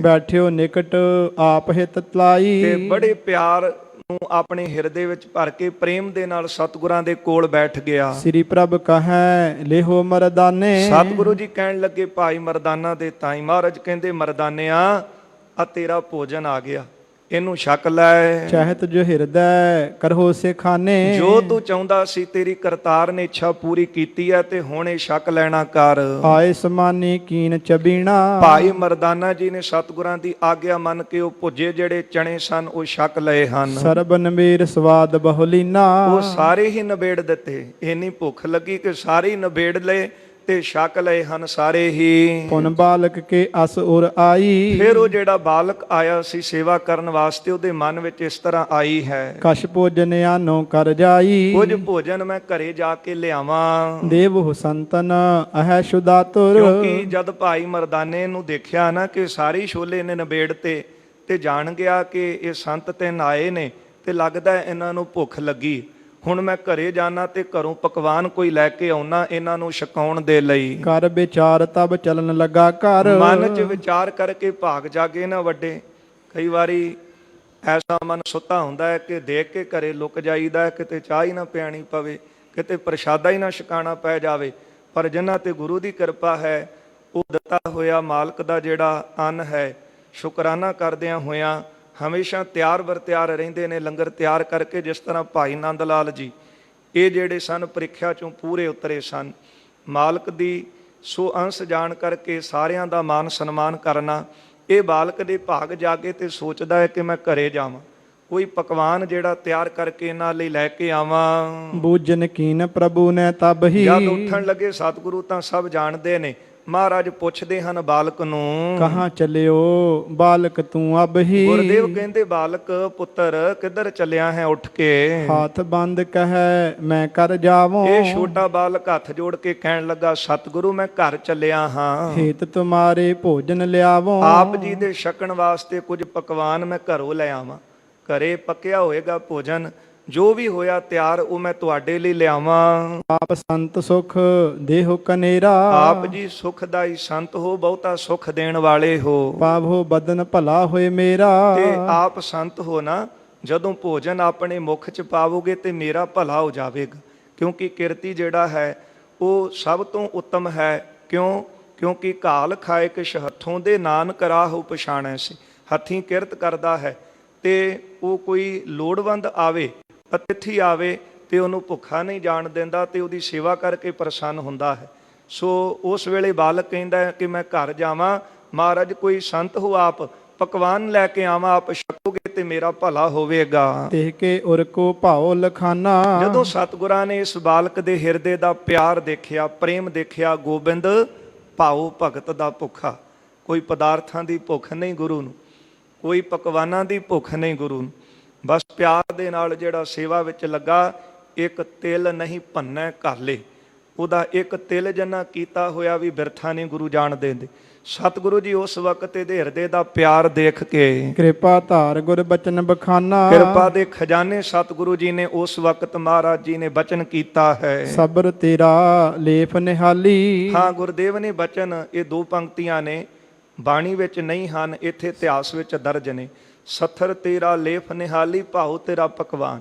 ਗੁਰਦੇਵ ਪ੍ਰੇਮ ਦੇ ਵਿੱਚ ਆ ਕੇ ਉਹਦਾ ਪਿਆਰ ਦੇ ਕੇ ਕਹਿੰਦੇ ਨੇ, ਬਾਲਕ ਪੁੱਤਰ, ਇਹ ਜਿੱਥੇ ਭੁੰਜੇ ਬੈਠੇ ਆ ਨਾ, ਇਹੋ ਹੀ ਤੇਰੀਆਂ ਦਿੱਤੀਆਂ ਹੋਈਆਂ ਤਲਾਈਆਂ ਨੇ, ਮਖਮਲ ਦੇ ਗੱਦੇ ਹਨ, ਤੇ ਭਾਉ ਤੇਰਾ ਪਕਵਾਨ, ਤੇਰਾ ਪ੍ਰੇਮ ਹੀ ਸਾਡੇ ਲਈ ਪਕਵਾਨ ਹੈ। ਜੇ ਤੂੰ ਸਾਡੇ ਨਾਲ ਪਿਆਰ ਕੀਤਾ ਹੈ, ਪਿਆਰ ਦੇ ਨਾਲ ਇੱਥੇ ਬਿਠਾਇਆ ਹੈ, ਤੇਰੇ ਖੇਤ ਦੇ ਨੇੜੇ ਬੈਠੇ ਆ, ਤੇ ਸਾਡੇ ਲਈ ਇਹ ਸਭ ਤੋਂ ਉੱਤਮ ਜਗ੍ਹਾ ਹੈ। ਤੇ ਤੇਰਾ ਪਿਆਰ, ਤੂੰ ਪਿਆਰ ਦੇ ਨਾਲ ਭੁੱਜੇ ਛੋਲੇ ਲਿਆ ਕੇ ਅੱਗੇ ਰੱਖਤੇ ਨਾ, 36 ਪ੍ਰਕਾਰ ਦੇ ਭੋਜਨ ਤੇਰੇ ਇੱਥੇ ਪਹੁੰਚ ਗਏ ਹਨ। ਨਾਨਕ ਸਿਫਤੀ ਰੱਜਿਆ ਆਓ ਬਹੁ ਸੁਲਤਾਨ। ਗੁਰਦੇਵ ਨੇ ਸੁਭਾਵਕ ਇਹ ਬਚਨ ਕੀਤੇ ਹਨ, ਨਾਨਕ ਸਿਫਤੀ ਰੱਜਿਆ। ਅਸੀਂ ਤਾਂ ਪਰਮਾਤਮਾ ਦੀ ਕਰਤਾਰ ਦੀ ਸਿਫਤ ਦੇ ਨਾਲ ਰੱਜੇ ਹੋਏ ਹਾਂ। ਹਲੇ ਤਾਂ ਮਨ ਭੁੱਖਾ ਹੈ, ਪਦਾਰਥਾਂ ਨੂੰ ਪਾ ਕੇ ਵੀ ਭੁੱਖਾ ਹੈ ਨਾ, ਕਿਉਂਕਿ ਸਿਫਤ ਨਹੀਂ ਕਰਦੇ। ਜਦੋਂ ਸਿਫਤ ਕਰਾਂਗੇ ਤੇ ਫਿਰ ਰੱਜ ਜਾਵੇਗਾ ਮਨ। ਗੁਰਦੇਵ ਕਹਿੰਦੇ ਨਾਨਕ ਸਿਫਤੀ ਰੱਜਿਆ, ਸਾਡਾ ਮਨ ਕਰਤਾਰ ਦੀ ਸਿਫਤ ਦੇ ਨਾਲ ਰੱਜਿਆ ਹੈ। ਆਓ ਬਹੁ ਸੁਲਤਾਨ, ਪਾਤਸ਼ਾਹ ਨੇ ਬਚਨ ਕੀਤੇ ਨੇ, ਆ ਬਾਲਕ, ਆ ਸੁਲਤਾਨ, ਇੱਥੇ ਬੈਠ ਜਾ। ਚਉਪਈ ਅਸ ਕਹਿ ਬਖਸ਼ੀ ਤਿੰਨ ਸੁਲਤਾਨੀ। ਸੰਗਤ ਜੀ ਆਖੋ ਸਤਨਾਮ ਸ੍ਰੀ ਵਾਹਿਗੁਰੂ। ਪਾਤਸ਼ਾਹ ਨੇ ਕਿਹਾ ਆਓ ਬਹੁ ਸੁਲਤਾਨ। ਇਹ ਬਚਨ ਕਰਨ ਦੇ ਨਾਲ ਸਤਿਗੁਰਾਂ ਨੇ ਇਸ ਬਾਲਕ ਨੂੰ ਸੁਲਤਾਨੀ ਬਖਸ਼ ਦਿੱਤੀ, ਸੁਲਤਾਨ ਬਣਾ ਦਿੱਤਾ ਹੈ, ਪਾਤਸ਼ਾਹ ਕਰ ਦਿੱਤਾ ਹੈ ਉਸ ਸਤਿਗੁਰੂ ਜੀ ਨੇ। ਆਗੇ ਗਮਨ ਕੀਨ ਗੁਣ ਖਾਨੀ। ਗੁਣਾਂ ਦੀ ਖਾਨ ਸਤਿਗੁਰੂ ਇਹ ਬਚਨ ਕਹਿ ਕੇ ਆਓ ਬਹੁ ਸੁਲਤਾਨ, ਇਹ ਬਚਨ ਕਹਿ ਕੇ ਸੁਲਤਾਨੀ ਬਖਸ਼ ਦਿੱਤੀ। ਬਚਨਾਂ ਦੇ ਨਾਲ ਹੀ ਪਾਤਸ਼ਾਹ ਇੱਥੋਂ ਅੱਗੇ ਚੱਲ ਪਏ ਹਨ। ਬਾਲਕ ਰਹਿਓ ਖੇਤ ਟਿਗ ਬੈਸਾ। ਇਹ ਜਿਹੜਾ ਬਾਲਕ ਸੀ ਸੇਵਾ ਕਰਨ ਵਾਲਾ, ਸਤਿਗੁਰਾਂ ਦੀ ਇਸ ਖੇਤ ਦੇ ਵਿੱਚ ਬੈਠਾ ਰਿਹਾ। ਤਾਹੇ ਬਿਰਤੰਤ ਹੋਤ ਪਾ ਐਸਾ। ਹੁਣ ਸੰਗਤ ਜੀ, ਜਿਹੜੇ ਨਗਰ ਵਿੱਚ ਇਹ ਰਹਿੰਦਾ ਸੀ, ਉੱਥੇ ਇਸ ਤਰ੍ਹਾਂ ਬਿਰਤਾਂਤ ਵਾਪਰਿਆ ਹੈ। ਨਗਰ ਨਿਰਪਤ ਕੋ ਸੰਤਤ ਨਾਹੀ। ਜਿਹੜਾ ਨਗਰ ਦਾ ਰਾਜਾ ਸੀ, ਉਹਦੀ ਕੋਈ ਸੰਤਾਨ ਨਹੀਂ ਸੀ, ਉਹਦਾ ਕੋਈ ਬੱਚਾ ਨਹੀਂ ਸੀ ਰਾਜੇ ਦਾ। ਸੋ ਮਰ ਜੋਗ ਤਿਸੀ ਦਿਨ ਮਾਹੀ। ਉਸੇ ਦਿਨ ਉਹ ਜਿਹੜਾ ਰਾਜਾ ਸੀ, ਉਹ ਪ੍ਰਲਬਧ ਅਨੁਸਾਰ ਆਪਣੀ ਉਮਰਾਂ ਨੂੰ ਭੋਗ ਕਰਕੇ ਇਸ ਫਾਨੀ ਸੰਸਾਰ ਤੋਂ ਕੂਚ ਕਰ ਗਿਆ, ਉਹ ਸੰਸਾਰ ਤੋਂ ਚਲਾਣਾ ਕਰ ਗਿਆ। ਬਿਨ ਨਿਪ ਸਰਬ ਦੇਸ਼ ਅਕੁਲਾਇਓ। ਰਾਜੇ ਤੋਂ ਬਿਨਾ ਹੁਣ ਪ੍ਰਜਾ ਕਿਸੇ ਜੋਗੀ ਨਹੀਂ ਰਹਿ ਜਾਂਦੀ। ਰਾਜੇ ਤੋਂ ਬਿਨਾ ਸਾਰੀ ਪ੍ਰਜਾ ਜਿਹੜੀ ਹੈ ਵਿਆਕੁਲ ਹੋਣ ਲੱਗੀ, ਦੁਖੀ ਹੋਣ ਲੱਗੀ ਹੈ। ਹੋਏ ਏਕਠਾ ਮਤਾ ਪਕਾਇਓ। ਸਾਰਿਆਂ ਨੇ ਇਕੱਠੇ ਹੋ ਕੇ ਸਲਾਹ ਕੀਤੀ ਹੈ। ਮੰਤਰੀ ਸਭ ਸੋ ਗਿਰਾ ਉਚਾਰੀ। ਮੰਤਰੀ ਜਿਹੜਾ ਸੀ, ਉਹਦੇ ਤਾਈਂ ਇਹ ਗੱਲ ਕਹੀ ਹੈ। ਜੇ ਹਮ ਲੇਹੇ ਨਰਕ ਅਧਿਕਾਰੀ। ਮੰਤਰੀ ਕਹਿਣ ਲੱਗਾ ਕਿ ਜੇ ਰਾਜ ਭਾਗ ਮੈਂ ਸੰਭਾਲ ਲਵਾਂ ਤੇ ਨਰਕਾਂ ਦੇ ਭਾਗੀ ਹੋਵਾਂਗੇ। ਐਸੇ ਵੀ ਧਰਮੀ ਲੋਕ ਹੋਏ ਨੇ ਕਿ ਜਿਹੜੇ ਇਹਨਾਂ ਜਿਹੜਾ ਖੌਫ ਸੀ, ਪਰਮਾਤਮਾ ਦਾ ਭੈ, ਖੁਦਾ ਦਾ ਭੈ ਆਪਣੇ ਅੰਦਰ ਰੱਖਦੇ। ਇੱਥੇ ਤਾਂ ਇੱਕ ਦੂਜੇ ਨੂੰ ਮਾਰ ਕੇ ਇੱਕ ਦੂਜੇ ਦੀ ਗੱਦੀ ਖੋਣ ਨੂੰ ਫਿਰਦੇ। ਪਰ ਉਹ ਮੰਤਰੀ ਕਹਿਣ ਲੱਗਾ, ਨਿਪ ਕੇ ਮੰਤਰੀ ਸਭ ਸੋ ਗਿਰਾ ਉਚਾਰੀ, ਜੇ ਹਮਲੇ ਨਰਕ ਅਧਿਕਾਰੀ। ਜੇ ਬਿਨਾਂ ਮਤਲਬ ਤੋਂ ਮੈਂ ਇਹ ਰਾਜ ਭਾਗ ਆਪਣੇ ਅਧੀਨ ਕਰ ਲਾਂ ਤੇ ਮੈਂ ਨਰਕਾਂ ਦਾ ਭਾਗੀ ਹੋਵਾਂਗਾ। ਨ੍ਰਿਪ ਕੇ ਸੁਤ ਨਾ ਸਹੋਦਰ ਕੋ। ਹੁਣ ਰਾਜੇ ਦੇ ਕੋਲ ਨਾ ਤੇ ਕੋਈ ਪੁੱਤਰ ਹੈ ਤੇ ਨਾ ਹੀ ਉਹਦਾ ਕੋਈ ਸਖਾ ਹੈ। ਜਿਹ ਕੋ ਰਾਜ ਦੇਹ ਹਮ ਸੋ। ਜਿਸ ਨੂੰ ਅਸੀਂ ਰਾਜ ਭਾਗ ਦੇ ਦਈਏ। ਅਬ ਕਰਤਾਰ ਦੇ ਹੈ ਜਾਹੀ। ਹੁਣ ਜਿਸ ਨੂੰ ਕਰਤਾਰ ਇਹ ਰਾਜ ਭਾਗ ਦੇਵੇਗਾ, ਜਿਹਦੇ ਉੱਤੇ ਪ੍ਰਭੂ ਦੀ ਕਿਰਪਾ ਹੋਈ, ਮਾਲਕ ਦੀ ਕਿਰਪਾ ਹੋਈ, ਉਹਨੂੰ ਇਹ ਰਾਜ ਭਾਗ ਦਵਾਂਗੇ। ਸਰਬ ਬਿਠਾਵੋ ਮਿਲ ਕਰ ਤਾਹੀ। ਸਾਰੇ ਆਪਾਂ ਨਗਰ ਦੇ ਲੋਕ ਮਿਲ ਕੇ, ਦੇਸ਼ ਦੇ ਲੋਕ ਮਿਲ ਕੇ ਉਸ ਨੂੰ ਰਾਜ ਗੱਦੀ ਤੇ ਬਿਠਾ ਦਵਾਂਗੇ। ਤ੍ਰੈਦਰ ਨਗਰ ਬੰਦ ਕਰਵਾਈਐ। ਤੇ ਇਸ ਨਗਰ ਦੇ 4 ਦਰਵਾਜ਼ੇ ਸਨ। ਪੁਰਾਣੇ ਸਮਿਆਂ ਦੇ ਵਿੱਚ ਦਰਵਾਜ਼ੇ ਲੱਗੇ ਹੁੰਦੇ ਸੀ ਨਗਰਾਂ ਨੂੰ, ਕਿ ਰਾਤ ਦੇ ਸਮੇਂ ਜਾਂ ਕੋਈ ਜਦ ਨਗਰ ਤੇ ਭੀੜ ਬਣਨੀ ਤੇ ਦਰਵਾਜ਼ੇ ਬੰਦ ਕਰ ਦੇਣੇ। ਤੇ 4 ਦਰਵਾਜ਼ੇ ਸਨ। ਇਹ ਮੰਤਰੀ ਕਹਿਣ ਲੱਗਾ ਸਾਰਿਆਂ ਨਾਲ ਸਲਾਹ ਕਰਕੇ ਕਿ ਨਗਰ ਦੇ 3 ਦਰਵਾਜ਼ੇ ਬੰਦ ਕਰ ਦਈਏ। ਖੋਲ ਏਕ ਦਰ ਸਭ ਮਿਲ ਜਾਈਐ। ਇਸ ਨਗਰ ਦਾ ਇੱਕ ਦਰਵਾਜ਼ਾ ਖੋਲ ਲਈਏ ਤੇ ਸਾਰੇ ਉੱਥੇ ਇਕੱਠੇ ਹੋ ਜਾਈਏ। ਭੋਰ ਪਈ ਜੋ ਮਿਲੈ ਅਗਾਰੀ, ਸਵੇਰ ਹੋਣ ਤੇ ਜਿਹੜਾ ਵੀ ਉਸ ਦਰਵਾਜ਼ੇ ਤੇ ਸਾਨੂੰ ਮਿਲੇਗਾ ਬਾਹਰੋਂ ਆਉਂਦਾ, ਤਿਹ ਕੋ ਦੇਵੈ ਤਖਤ ਬਿਠਾਰੀ। ਉਸ ਨੂੰ ਅਸੀਂ ਇਹ ਰਾਜ ਭਾਗ ਦੇ ਦਵਾਂਗੇ, ਤਖਤ ਦੇ ਉੱਤੇ ਬਿਠਾ ਦਵਾਂਗੇ। ਮਾਨੀ ਸਭ ਨੇ ਕਹਿ ਜਿਸ ਪਾਤੀ, ਇਹ ਮੰਤਰੀ ਦੀ ਗੱਲ ਸਾਰੇ ਨਗਰ ਵਾਲਿਆਂ ਨੇ ਮੰਨ ਲਈ ਹੈ। ਰਹਿਓ ਖੇਤ ਪਰ ਬਾਲਕ ਰਾਤੀ। ਇਹ ਜਿਹੜਾ ਬਾਲਕ ਸੀ ਜਿਹਦੇ ਛੋਲੇ ਦੇ ਖੇਤ ਸਨ ਉਹਦੀ ਰਾਖੀ ਬੈਠਾ ਸੀ, ਇਹ ਬਾਲਕ ਰਾਤ ਛੋਲਿਆਂ ਦੀ ਚਣਿਆਂ ਦੀ ਰਾਖੀ ਬੈਠਾ ਰਿਹਾ। ਭਈ ਭੋਰ ਕਰ ਆਵਨ ਲਾਗਾ, ਜਦ ਸਵੇਰ ਹੋਈ ਹੈ ਤੇ ਬਾਲਕ ਆਪਣੇ ਨਗਰ ਦੇ ਵਿੱਚ ਆਉਣ ਲੱਗਾ। ਸਭ ਹਿਨ ਮਿਲਤ ਭਇਓ ਵੱਡ ਪਾਗਾ, ਵੱਡ ਭਾਗਾ ਜਿਹਦੇ ਤਾਈਂ ਗੁਰੂ ਜੀ ਨੇ ਬਚਨ ਕੀਤੇ ਸਨ, ਆਓ ਬਹੁ ਸੁਲਤਾਨ। ਜਦੋਂ ਨਗਰ ਦਾ ਬੂਹਾ ਪ੍ਰਵੇਸ਼ ਕਰਨ ਲੱਗਾ ਤੇ ਸਾਰਾ ਨਗਰ ਉੱਥੇ ਖੜਾ ਸੀ। ਜਦੋਂ ਉਹਨਾਂ ਨੇ ਦੇਖਿਆ ਇਸ ਬਾਲਕ ਨੂੰ ਅੰਦਰ ਆਉਂਦਿਆਂ ਹੋਇਆਂ, ਸਾਰਿਆਂ ਨੇ ਮਿਲ ਕਰਕੇ ਉਸ ਵਕਤ ਲਿਹ ਤਿਹ ਕੋ ਇਸ਼ਨਾਨ ਕਰਾਇਓ, ਇਸ ਬਾਲਕ ਨੂੰ ਲੈ ਗਏ ਤੇ ਇਹਦਾ ਇਸ਼ਨਾਨ ਕਰਵਾਇਆ ਹੈ। ਰਾਜ ਸਰਬ ਕੇ ਤਖਤ ਬਿਠਾਇਓ, ਸਾਰਿਆਂ ਨੇ ਮਿਲ ਕੇ ਇਸ ਨੂੰ ਰਾਜ ਗੱਦੀ ਦੇ ਉੱਤੇ ਬਿਠਾ ਦਿੱਤਾ, ਰਾਜ ਤਲਕ ਦੇ ਮੱਥੇ ਤੇ ਲਾ ਦਿੱਤਾ ਹੈ। ਗੁਰ ਕੋ ਬਚਨ ਪਾਏ ਸੋ ਬਾਲਕ, ਸੰਗਤ ਜੀ ਇਹ ਹੈ ਗੁਰੂ ਕੇ ਬਚਨਾਂ ਦੀ ਬਖਸ਼ਿਸ਼, ਕਿ ਗੁਰੂ ਸਾਹਿਬ ਦੇ ਬਖਸ਼ਿਸ਼ ਸੇਵਾ ਕੀਤਿਆਂ ਇਹ ਰਹਿਮਤ ਝੋਲੀ ਪਈ। ਗੁਰ ਸੇਵਾ ਕਿੰਗ ਨਾ ਲੱਭਿਆ ਤੇ ਪਾਛੰ ਕਰੋ ਤਗਰਣੀ ਵਹਿ, ਜਿਨ੍ਹਾਂ ਨੂੰ ਕੋਈ ਪੁੱਛਦਾ ਨਹੀਂ ਉਹ ਆਗੂ ਕਰ ਦਿੱਤੇ ਗੁਰੂ ਕੀ ਸੇਵਾ। ਨਿਰਾਸੰਗ ਆਸ ਪੂਰਨ ਹੈ, ਨਿਰਾਸੇ ਜਿਹੜੇ ਸਨ ਉਹਨਾਂ ਦੀ ਆਸਾ ਪੂਰੀ ਹੋ ਗਈ। ਨਿਰਧਨ ਭਇੰ ਧਨਵੰਤ ਹੈ, ਜਿਹੜੇ ਕੰਗਾਲ ਸਨ ਉਹ ਧਨਾੜ ਬਣਾ ਦਿੱਤੇ ਗੁਰੂ ਦੀ ਸੇਵਾ ਨੇ। ਨਿਰਧਨ ਭਇੰ ਧਨਵੰਤ ਹੈ, ਰੋਗੀਆਂ ਰੋਗ ਖੰਡਨ, ਜਿਹਦੇ ਰੋਗ ਲਾ ਇਲਾਜ ਹੋ ਚੁੱਕੇ ਸਨ, ਕਿਤੋਂ ਇਲਾਜ ਨਹੀਂ ਸੀ ਹੁੰਦਾ, ਗੁਰ ਸੇਵਾ ਕੀਤਿਆਂ ਉਹਨਾਂ ਦੇ ਰੋਗ ਠੀਕ ਹੋ ਗਏ। ਐਸੀ ਬਖਸ਼ਿਸ਼ ਹੋਈ ਹੈ ਕਿ ਅੱਜ ਰਾਜ ਗੱਦੀ ਦਾ ਤਿਲਕ ਜਿਹੜਾ ਸੀ ਦੇ ਮੱਥੇ ਦੇ ਉੱਤੇ ਲਾ ਦਿੱਤਾ।